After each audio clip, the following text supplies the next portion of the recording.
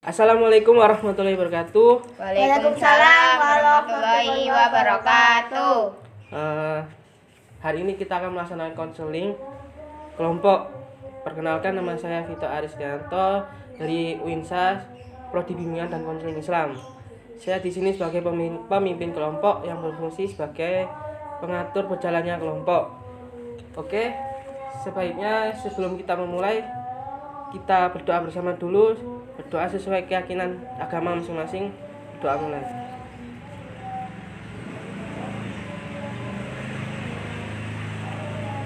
Doa selesai. Oke, kita perkenalan dulu ya. Perkenalannya nanti menggunakan gerakan sama nyanyian.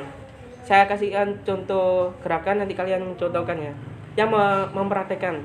Gini, tepuk tangan kedua paha, tepuk tangan, jentik kanan, jentik kiri.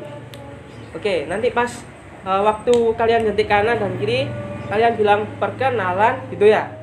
Oke, saya kasih contoh dulu. Perkenalan, Vito. Jadi nanti perkenalannya 2 kali, baru yang ketiga bilang sebutkan nama panggilan kalian ya. Nanti setelah saya ngomong nama panggilan saya, nanti dilanjutkan ke masnya ini, mbak ini, sampai yang terakhir. Oke, setelah saya jelaskan, kita praktekkan dulu ya. Sama-sama. Perkenalan, Vito, Enzo, Marta, Ambar. paham ya? Kita ulang lagi dulu. Kita ulang lagi, yang lebih semangat lagi ya. 1, 2, 3. Perkenalan, Vito, Enzo, Marta, Ambar. Oke, terima kasih. Tepuk tangan dulu. Oke, apakah di sini pernah ada yang ikut konseling kelompok sebelumnya? Belum. Oke, saya jelaskan dulu apa itu konseling kelompok. Konseling kelompok adalah konseling yang dilaksanakan secara berkelompok yang memanfaatkan dinamika kelompok dengan tujuan untuk menyelesaikan masalah secara berkelompok. Dalam konseling kelompok sendiri ada beberapa asas, yaitu asas kerahasiaan, asas kesukarelaan, asas keterbukaan, asas kegiatan, dan asas kenormatifan. Oke, dalam konseling ada beberapa asas. Yang pertama, asas kerahasiaan, di mana semua anggota kelompok termasuk pemimpin kelompok tidak boleh menceritakan sesuatu yang sudah diceritakan dalam konseling kelompok pada hari ini kepada anggota di luar kelompok. Kemudian ada asas kesukarelaan, di mana anggota kelompok harus bercerita tentang pengalaman dan masalahnya tanpa adanya paksaan. Kemudian ada asas keterbukaan, di mana asas ini anggota kelompok dalam bercerita tentang pengalaman atau masalahnya harus bercerita secara jujur dan terbuka tanpa ada yang ditutup-tutupi. Karena kalian jangan takut, karena dalam konseling kelompok terdapat seperti asas kelompok yang pertama tadi, yaitu asas kerahasiaan. Kemudian ada asas kegiatan, di mana asas ini berdasarkan tujuan kelompok yang telah dibentuk pada konseling kelompok pada hari ini. Kemudian ada asas kenormatifan, di mana asas ini semua anggota kelompok dan pemimpin kelompok tidak boleh melanggar norma agama, norma adat istiadat, dan kebiasaan setiap hari di lingkungan masyarakat. Oke, hari ini kita akan membahas tentang konseling kelompok. Pada hari ini kita akan membahas tentang rasa tidak percaya diri. Oke, sebelum kita memulai konseling, ada yang tahu nggak sih percaya diri itu apa? Nggak tahu. Kalau Mbak Ambar, percaya diri? Orang yang berani tampil dengan percaya dengan kemampuan diri sendiri. Baik, jadi percaya diri itu orang yang mampu percaya dengan kemampuannya sendiri. Sedangkan orang yang tidak percaya diri adalah orang yang tidak mampu atau tidak percaya dengan kemampuan yang ia miliki dan selalu menganggap bahwa orang lain lebih baik pada dirinya. Oke, mari kita mulai. Mungkin tolong dari kalian semua yang ada di sini bercerita tentang pengalaman atau masalah yang dimiliki yang berkaitan dengan masalah diri, yang berkaitan dengan rasa tidak percaya diri. Mungkin mulai dari Mbak Ambar dulu. Tolong ceritakan rasa tidak percaya diri seperti apa dalam pengalaman hidup Anda. Saya takut untuk memulai bicara dengan orang baru. Takut, oke. Kalau Mbak Marta? Saya minder ataupun insecure. Kalau boleh tahu insecure karena? Ya, jerawat. Oke. Kalau Mas Kenju?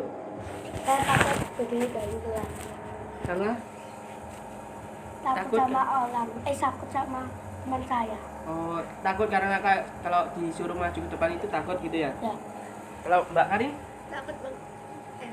Saya takut mengerjakan di papan tulis. Oh, jadi kalau kamu disuruh maju ke depan, disuruh mengerjakan soal ini atau ini, kamu takut ya? Takut karena salah gitu ya? Oke. Mari kita sepakati pada pertemuan konseling hari ini tentang rasa tidak percaya diri, seperti pengalaman yang sudah disebutkan dari semua anggota kelompok di sini. Tolong sepakati pada hari ini enaknya kita membahas permasalahan siapa? Permasalahan Mbak Ambar yang takut dengan ketemu orang yang baru dikenal, permasalahan dari Mbak Marta yang minder atau tidak percaya diri karena jerawat, permasalahan dari Mbak Karin yaitu ketika disuruh maju mengerjakan soal takut karena salah, atau Mas Kenzu yang disuruh maju juga sama halnya seperti Mbak Karin, takut salah saat mengerjakan soal. Mungkin bisa disepakati. Tolong, enaknya siapa? Mbak Marta. Oke, Mbak Marta ya.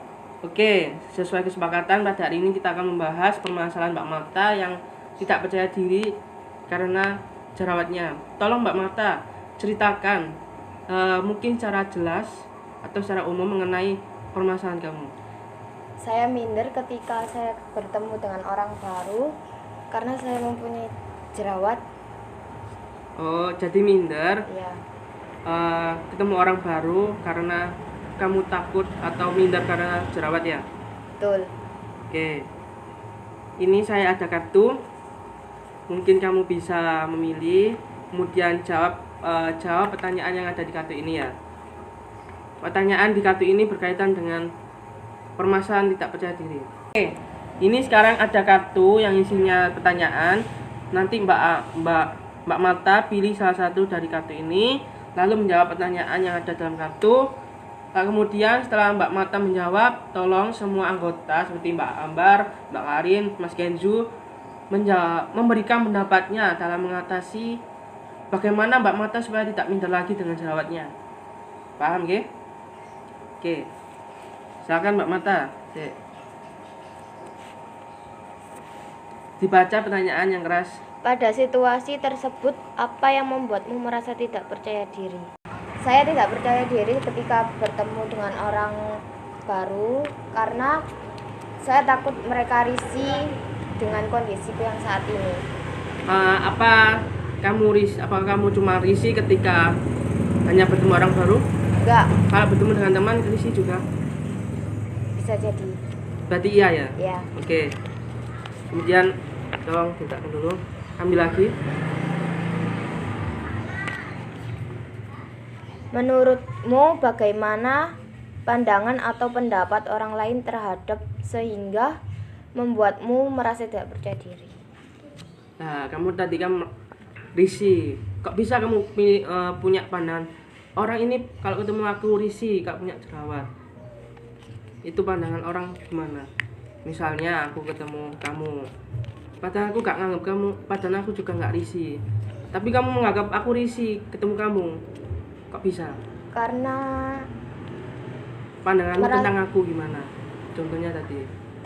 ya karena saya takut ketika saya berbicara dengan seseorang mereka risih karena melihat wajah saya, dan ketika orang lain lewat ataupun melihat teman saya malu mempunyai teman seperti itu.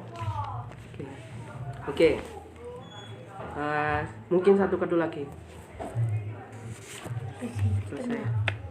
Bagaimana keadaan yang kamu rasakan saat tidak percaya diri itu muncul? Ya, kamu kan tadi punya pandangan kalau ketika orang berbicara denganmu, orang tersebut pasti kan melihat wajahmu. Itu gimana keadaanmu saat rasa tidak percaya dirimu muncul? Minder, pastinya minder, sedih, tidak percaya diri. Kalau perasaan kata-kata dalam hati gimana? Oh, orang ini minder gak ya sama aku? Pernah gitu? Ya seperti itu, pernah. Oke. Mbak Marta tadi, kalian tolong kasihkan pendapat bagaimana cara mengatasi jerawat Mbak Marta supaya Mbak Marta bisa percaya diri lagi. Mungkin Mas Kenzo bisa diceritakan gimana caranya? Tak perlu malu Mbak Marta. Nanti kalau dewasa pasti ada yang mengalami. Oke ya, gitu ya. Berarti nggak perlu malu. Kalau Mbak Karin, Nggak apa-apa Mbak Marta, saya juga mengalaminya. mungkin bisa keras lagi. Kedengaran.